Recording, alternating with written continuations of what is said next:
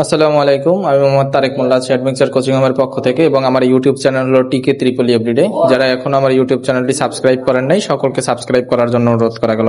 তো আজকে আমার আলোচ্য বিষয় হলো যে ফিজিক্স 1 এর নবম অধ্যায়ের খুবই গুরুত্বপূর্ণ একটা প্রমাণ, যে প্রমাণ করো যে একক আয়তনের বিকৃতি দরুন কৃত কাজ হাফ ইন্টু পীড়ন ইন্টু বিকৃতি। এই কোশ্চেনটা কিন্তু আপনাদের 100% থাকবে, 8 মার্কের কোশ্চেন, ব্রড কোশ্চেনের জন্য 100% থাকবে, যে প্রমাণ করো যে একক আয়তনের জন্য দরুন কৃত কাজ বিকৃতির দরুন কৃত কাজ হাফ ইন্টু পীড়ন ইন্টু বিকৃতি। তো এইগুলা যদি বুঝতে হয়, সর্বপ্রথম আমার কিছু সূত্র জানতে হবে। যেমন এইখানে প্রমাণ করতে বলছে হাফ ইন্টু পীড়ন ইন্টু বিকৃতি। সর্বপ্রথম পীড়নের সূত্রটা আমাদের জানতে হবে। এইখান থেকে যে নোটগুলো আমরা করে রাখছি সেই সূত্রগুলো আমাদের জানতে হবে। পীড়ন নির্ণয়ের ফর্মুলা হলো OIL ডিভাইডেড বাই হলো capital L, OI small L divided by হলো ক্যাপিটাল এল। এইটা হলো পীড়নের সূত্র। বিকৃতির সূত্র হলো স্মল এল ডিভাইডেড বাই হলো ক্যাপিটাল এল। আর এফ মানে হলো বল, OIA small L divided by capital L. মোট আয়তন হলো AL। এইগুলো আমরা একটু বুঝি, যে পীড়নের সূত্রটা আমাদের মুখস্থ করা লাগবে, বিকৃতির সূত্রটা মুখস্থ করা লাগবে, F is equal to OIA small L divided by capital L, এইটা মুখস্থ করতে হবে, মোট আয়তন AL এইটা মুখস্থ করতে হবে।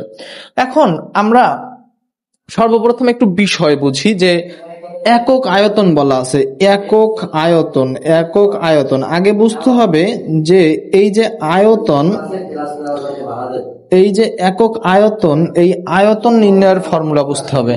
আয়তন মানে হলো দৈর্ঘ্য, আমরা জানি আয়তন মানে হলো দৈর্ঘ্য গুণ প্রস্থ গুণ হলো উচ্চতা। তো দৈর্ঘ্য গুণ প্রস্থ সমান সমান আমরা জানি ক্ষেত্রফল, দৈর্ঘ্য গুণ প্রস্থ সমান সমান হলো ক্ষেত্রফল। আর উচ্চতার মানে হলো হাইট। এখন হাইটটারে আপনি কি দৈর্ঘ্য এক প্রকার দৈর্ঘ্য বলতে পারেন না? হাইট মানে কি, এটা মিটারে থাকবে না যে এত মিটার উপরে, তাহলে এই হাইটটারে কিন্তু আপনি দৈর্ঘ্য এক প্রকার দৈর্ঘ্য বা এল বলতে পারেন, ক্যাপিটাল এল।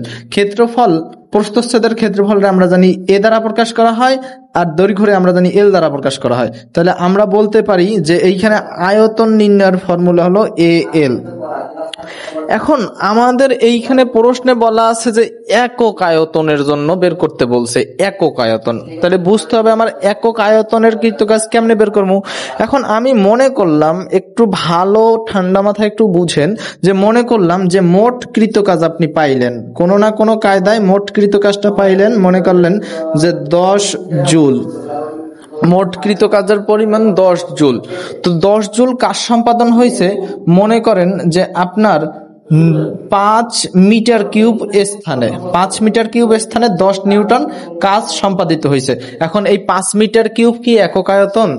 5 মিটার কিউব একক আয়তন না, কিন্তু একক আয়তন মানে হইলো, একক আয়তন হইলে এখানে হয়তো কি 1 মিটার কিউব হইতো। যেহেতু এখানে 5 মিটার কিউব দেওয়া আছে, তাহলে আমার 5 মিটার কিউবের কাজ পাইছি 10 জুল, তাহলে 1 মিটারের কাজ আমি কেমনে পাবো? 1 মিটারের কাজ যদি পাইতে হয়, তাহলে মোট যে কৃত কাজ 10 জুল, এইটার আপনি মোট আয়তন দ্বারা ভাগ দিবেন, তাহলে কিন্তু আপনি পাইতেছেন 2 জুল। তাহলে একক আয়তন কৃত কাজ পাইতে হইলে আমার কি করা লাগতেছে? 2 জুল বের করা লাগতেছে। কেমনে? মোট কৃত কাজটারে আপনি কি করলেন? মোট আয়তন দ্বারা ভাগ দিলেন। তাহলে একক আয়তনের কৃত কাজ পাইতে হইলে আপনার কি করতে হবে? যে মোট কৃত কাজকে আপনি কি করবেন? মোট কৃত কাজ ভাগ দিবেন হলো মোট কৃত কাজ ভাগ দিবেন হলো মোট আয়তন দ্বারা। এখন আপনি জানেন যে মোট আয়তন হলো AL, তাহলে মোট কৃত কাজ যদি বের করতে পারেন, ওই মোট কৃত কাজটারে যদি AL দ্বারা ভাগ দেন, তাহলে কিন্তু আপনি একক আয়তনের কৃত কাজটা পাবেন। এই জিনিসটা একটু মাথায় রাখবেন, যে যদি একক আয়তনেরটা বের করতে হয়, তাহলে আমার কি করতে হবে? মোট কৃত কাজরে আমার মোট আয়তন দ্বারা ভাগ দিতে হবে। তাহলে এখন আসি, যে এইখানে আমাদের বলা আছে যে একক আয়তনে বিকৃতির কৃত কাজ। বিকৃতি বলতে কি, আমাদের একটা বস্তুর উপর যখন আমরা বল প্রয়োগ করব তখন ওইটার কিছুটা বিকৃতি ঘটবে, অর্থাৎ একটা বস্তুরে যদি টান দেয় তখন ওই বস্তুটা কি হবে, আগের তুলনায় দৈর্ঘ্যটা কিন্তু বৃদ্ধি পাবে, অর্থাৎ আগের তুলনায় লম্বা হয়ে যাবে নাকি। আর ওই বস্তুটা যখনই আমি টান দেব, মনে করলাম এই আমার একটা বস্তু আছে, এই বস্তুটারে আমি যখন প্রেসার ক্রিয়েট করলাম, একটা বল প্রয়োগ করলাম, মনে করলাম এফ একটা বল প্রয়োগ করলাম, তখন কি হবে, আগের তুলনায় বস্তুটা কি হবে, চিকন হয়ে যাবে এবং আগের তুলনায় কিন্তু এর দৈর্ঘ্যটা বৃদ্ধি পাবে, চিকন এবং লম্বা হবে। তাহলে দেখেন যে নর্মালি এই বস্তুটার দৈর্ঘ্যটা হলো এল দৈর্ঘ্য আমরা ধরলাম, এল দৈর্ঘ্য বিশিষ্ট একটা বস্তুরে যখন আমরা এই দিকে টান দিছি, একটা এফ বল প্রয়োগ করলাম, বল প্রয়োগ করার পর বস্তুটার দৈর্ঘ্য বৃদ্ধি পাইলো। এই যে যতটুকু দৈর্ঘ্য বৃদ্ধি পাইলো এইটারে আমরা মনে করলাম যে ডি আর স্মল এল দৈর্ঘ্য বৃদ্ধি পাইলো। এখন এই জিনিসটারে যে কৃত কাজ সম্পাদন হয়েছে, এইখানে যে কাজটা সম্পাদন হয়েছে সেটা আমাদের বের করতে বলছে। তো সর্বপ্রথম আমরা বলতে পারি যে মনে করি এল দৈর্ঘ্য এবং এই ক্ষেত্রফল বিশিষ্ট এই যে চারপাশে দৈর্ঘ্য বস্তুটা যে কি পরিমাণ মোটা ছিল এইটার আমরা বলি ক্ষেত্রফল, প্রস্থচ্ছেদের ক্ষেত্রফল, এটাকে এ দ্বারা প্রকাশ করি। তো আমরা বলতে পারি যে মনে করি এল দৈর্ঘ্য ও এ ক্ষেত্রফল বিশিষ্ট কোন তারে একটা বল এফ বল প্রয়োগ করায় ফলে বস্তুটির দৈর্ঘ্য ডিএল পরিমাণ বৃদ্ধি ঘটে, অর্থাৎ এতটুকু বস্তুর বৃদ্ধি ঘটলো। তাহলে এইখানে আসলে কৃত কাজের পরিমাণটা কি? কৃত কাজ বলতে কি, আমরা কি করছি, এইখানে কিন্তু একটা বল প্রয়োগ করছি, বল প্রয়োগ করার ফলে একটা দৈর্ঘ্য বৃদ্ধি পাইছে। তাহলে কৃত কাজ কতটুকু হইলো? কৃত কাজ কিন্তু হবে যে আমি একটা বল প্রয়োগ করলাম, ফলে আমার একটা দৈর্ঘ্য বৃদ্ধি পাইলো, এর বাইরে কি আর কোনো কৃত কাজ হয়েছে?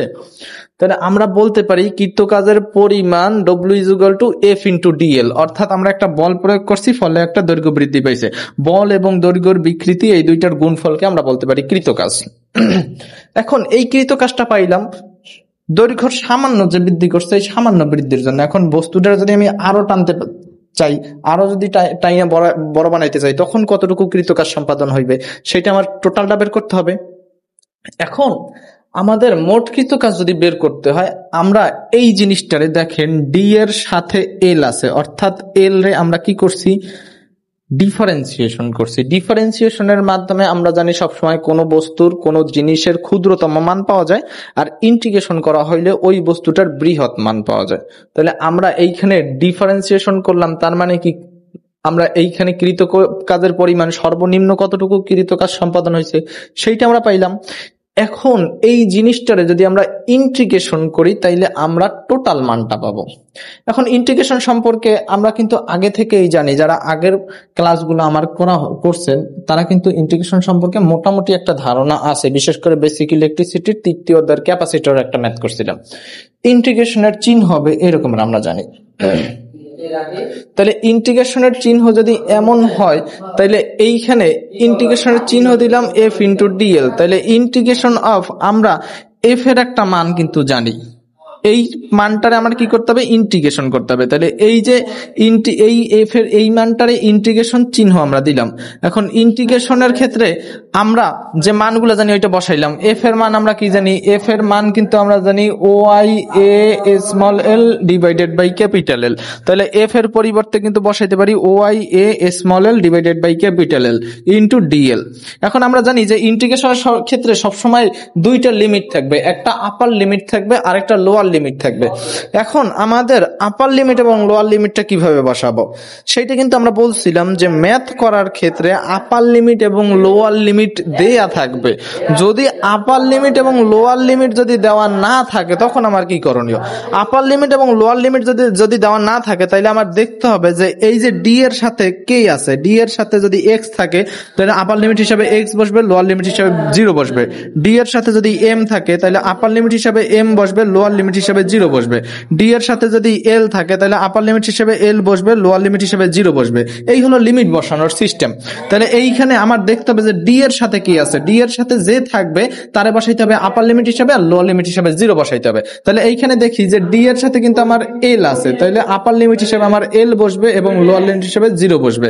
তাহলে এখন আমাদের মনে করতে হবে, আমাদের জানতে হবে যে এইখানে আমরা আসলে ইন্টিগ্রেশনটা কার সাপেক্ষে করতেছি। আমরা কিন্তু ইন্টিগ্রেশনটা করতেছি এখানে ডি এর সাথে যে থাকবে তার সাপেক্ষে। দেখেন এইখানে ডি এর সাথে কে আছে, এল আছে, তাহলে আমরা ইন্টিগ্রেশনটা অবশ্যই এল এর সাপেক্ষে করতেছি।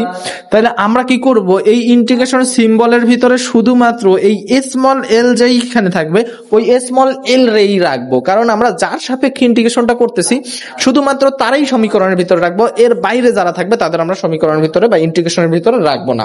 তাহলে এইখানে দেখেন এই স্মল এলটা কি শুধু এইখানে আছে, তাহলে Y A divided by capital L এর সাথে কি এই স্মল এল এর কোনো সম্পর্ক আছে? তাহলে এদের সাপেক্ষে কি আমরা ইন্টিগ্রেশন করতেছি? আমরা না, আমরা ইন্টিগ্রেশন করতেছি শুধুমাত্র স্মল এল এর সাপেক্ষে। তাহলে এই স্মল এল এর right Y A divided by capital L এদের আমরা ইন্টিগ্রেশনের বাইরে বের করে নিয়ে আসবো। দেখেন Y A divided by capital L এদের আমরা ইন্টিগ্রেশনের বাইরে বের করে নিয়ে আসলাম। তাহলে এখানে থাকতেছে কি শুধু এল ডিএল টা থাকতেছে, এল ডিএল। এখন ইন্টিগ্রেশনের একটা সূত্র আছে, ইন্টিগ্রেশনের সূত্র হলো ইন্টিগ্রেশন অফ এক্স ডিএক্স থাকলে এটা নির্ণয়ের ফর্মুলা এক্স স্কয়ার বাই 2। তাহলে দেখেন এক্স ডিএক্স আর এল ডিএল এর মাঝখানে পার্থক্য কোথায়? জাস্ট এক্স এর জায়গায় কি এলটা বসছে না? তাহলে এক্স ডি এক্স আর এল ডি এল এর মধ্যে পার্থক্য, যেখানে এক্স ছিল ওইখানে জাস্ট এল বসছে। তাহলে এটা সূত্র যদি আপনার এক্স স্কয়ার বাই 2 হয় তাহলে এক্স এর স্থানে এখানে এল স্কয়ার ডিভাইডেড বাই 2 হবে না? তাহলে আমরা কি করলাম, Y A divided by capital L ইন্টিগ্রেশনের সূত্রটা বসাইলাম এল স্কয়ার ডিভাইডেড বাই 2। এখন আমাদের ইন্টিগ্রেশনের রুলস অনুযায়ী যখনই ইন্টিগ্রেশনের সূত্র বসানো শেষ হবে তখনই আমরা থার্ড ব্র্যাকেট নিয়ে আসবো। থার্ড ব্র্যাকেটের উপরে বসবে আপার লিমিট, নিচে বসবে লোয়ার লিমিট। এখন আবার খেয়াল করি আমরা ইন্টিগ্রেশনটা কার সাপেক্ষে করছিলাম? ইন্টিগ্রেশনটা কিন্তু স্মল এল এর সাপেক্ষে করছিলাম। তাহলে এইখানে স্মল এল এই স্থানটাতে আছে, এই স্থানটাতে স্মল এল আছে, কিন্তু নিচের টুর কি এখানে কোনো কাজ আছে? নিচের টুর সাপেক্ষে কোনো ইন্টিগ্রেশন করছি? তাহলে আমরা নিচের টুরে বাইরে বের করে নিয়ে আসতে পারি ব্র্যাকেটের। তাহলে ব্র্যাকেটের যদি বাইরে বের করে নিয়ে আসি, নিচে টু তো নিচে ভাগ অবস্থায় আছে, তাহলে এরে তো আর টু সরাসরি বের করতে পারবো না, এরে বের করতে হলে আমার কিন্তু হাফ হিসাবে বের করতে হবে। তাহলে আমরা কি করলাম এই হাফটারে বাইরে বের করে নিয়ে আসলাম, Y A divided by capital L into এই নিচের টু তো বাইরে বের হয়ে গেছে, ভিতরে কিন্তু শুধুমাত্র এল স্কয়ার থাকতেছে। তাহলে এল স্কয়ারের উপরে আপার লিমিট, নিচে লোয়ার লিমিট। এখন আমরা আসি লিমিট তোলার সিস্টেম। লিমিট তোলার সিস্টেমটা হবে যে আপনার লিমিট তোলার সিস্টেম হলো যার সাপেক্ষে আমরা ইন্টিগ্রেশনটা করছিলাম ওই স্থানটাতে দেখেন এইখানে কার সাপেক্ষে ইন্টিগ্রেশন করছি, এল স্কয়ার সাপেক্ষে। এই এল স্কয়ারের ঠিক এই স্থানটাতে একবার আপার লিমিট স্থাপন হবে, মাইনাস একবার লোয়ার লিমিট স্থাপন হবে। তাহলে ইন্টিগ্রেশনের এই স্থানটাতে যদি একবার আপার লিমিট একবার লোয়ার লিমিট স্থাপন করি, মাইনাস একবার লোয়ার লিমিট স্থাপন করি, দেখেন এই এল স্কয়ার মাইনাস আমি এল স্কয়ার আগে দিয়ে নিলাম সুবিধার্থে। তাহলে এই এল এর স্থানটাতেই, কারণ আমরা তো এই ইন্টিগ্রেশনটা এল এর সাপেক্ষেই করছিলাম, তাহলে ওই এল এর স্থানটাতেই একবার আপার লিমিট স্থাপন করতে হবে, মাইনাস একবার লোয়ার লিমিট স্থাপন করতে হবে। তাহলে এই এল এর স্থানে আপার লিমিট স্থাপন করি, আপার লিমিট হিসেবে কি আছে, এল আছে, তাহলে এল এর স্থানে কিন্তু এল ই বসবে, মাইনাস এই এল এর স্থানটাতে একবার লোয়ার লিমিট স্থাপন করি, লোয়ার লিমিট হিসেবে কি আসে, 0, তাহলে 0 এর স্কয়ার আসবে। ক্লিয়ার? তাহলে আমরা এইভাবে বসাইয়া জাস্ট এই লিমিট তোলার ক্ষেত্রে এল স্কয়ার মাইনাস 0 এর স্কয়ার আসবে, এল স্কয়ার মাইনাস 0 এর স্কয়ার। এখন এই 0 এর স্কয়ার তো কোনো ভ্যালু নাই আছে, তাহলে আমরা হাফ ইন্টু ওয়াই এ এল এর স্কয়ার ডিভাইডেড বাই এই এল স্কয়ারটা জাস্ট এইখানে চলে আসছে, ওয়াই এ স্মল এল এর স্কয়ার ডিভাইডেড বাই ক্যাপিটাল এল।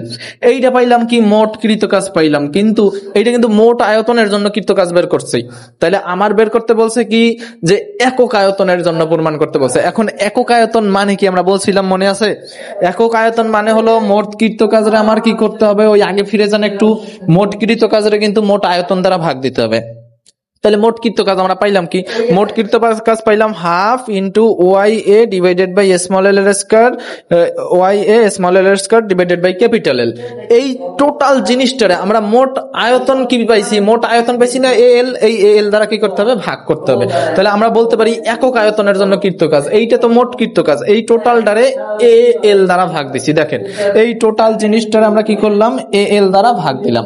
তাহলে আমরা হাফ ইন্টু ওয়াই এ এল এর স্কয়ার ডিভাইডেড বাই এল, এই ভাগটার আমরা গুণ করলাম, ভাগটারে কি করলাম, গুণ করলে এই নিচের হর লব হয়, লব হর হয়, অর্থাৎ নিচের রাশি উপরে যাবে, উপরের রাশি নিচে যাবে। তাহলে নিচে আছে ওয়ান, ওয়ানটা গেছে উপরে, এ এল ছিল উপরে, এ এলটা যাবে কোথায়, নিচে।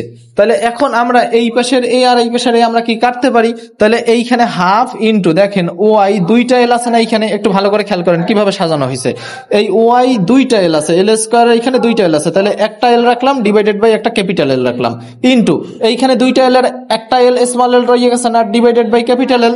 এখন আমরা বলতে পারি পারি half into Y L divided by capital L, এইটার পরিবর্তে কিন্তু আমরা বলতে পারি পিরন। তাহলে Y L divided by capital L is equal to পিরন into small L divided by capital L, এইটার পরিবর্তে কিন্তু আমরা বলতে পারি বিকৃতি। Small L divided by capital L is equal to বিকৃতি। তাহলে আমরা একক আয়তনের কৃতকাজ পাই হাফ ইন্টু পিরন ইন্টু বিকৃতি, এইটাই আমাদের প্রমাণ। তো দেখেন আসলে ফর্মুলাগুলো যদি আগে থেকে জানেন তাহলে আসলে বের করা ইজি। আজকে এই পর্যন্তই থাকবে, সময় দিয়ে সাহায্য করার জন্য ধন্যবাদ, আল্লাহ হাফেজ।